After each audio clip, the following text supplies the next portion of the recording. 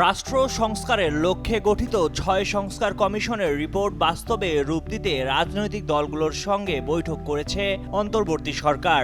বৈঠকে রাজনৈতিক দলগুলো দ্রুত সংস্কার শেষে দ্রুত নির্বাচন চেয়েছে। সরকারের পক্ষ থেকেও বলা হয়েছে দ্রুত সংস্কার কাজ শেষ করা হবে যাতে নির্বাচনের পথে এগোনো যায়।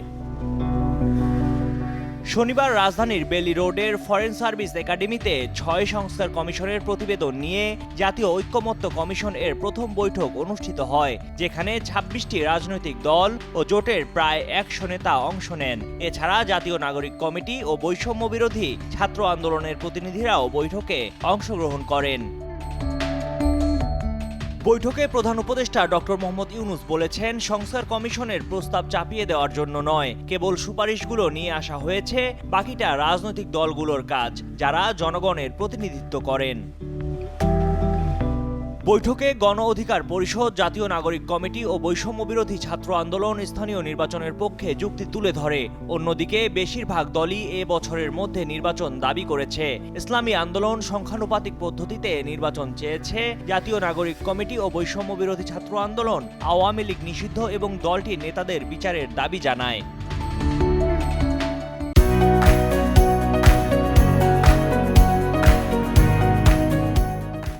বৈঠক শেষে জাতীয় ঐক্যমত্য কমিশনের ভাইস চেয়ারম্যান আলী রিয়াজ বলেন, বৈঠকে সংলাপ ছিল না।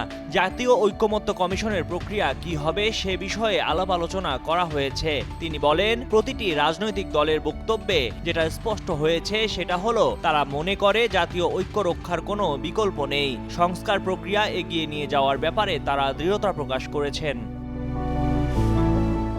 সংস্কারের মাধ্যমে ন্যূনতম ঐক্যমত্য তৈরি করে অতি দ্রুত জাতীয় নির্বাচন হবে বলে আশাবাদ ব্যক্ত করেছেন বিএনপি মহাসচিব মির্জা ফখরুল ইসলাম আলমগীর। বৈঠক শেষে সাংবাদিকদের তিনি বলেন, বিএনপি আশা করে খুব দ্রুত এই সংস্কারের যে ন্যূনতম ঐক্যমত্য তৈরি হবে এবং সেটার উপর ভিত্তি করে অতি দ্রুত জাতীয় নির্বাচন অনুষ্ঠিত হবে।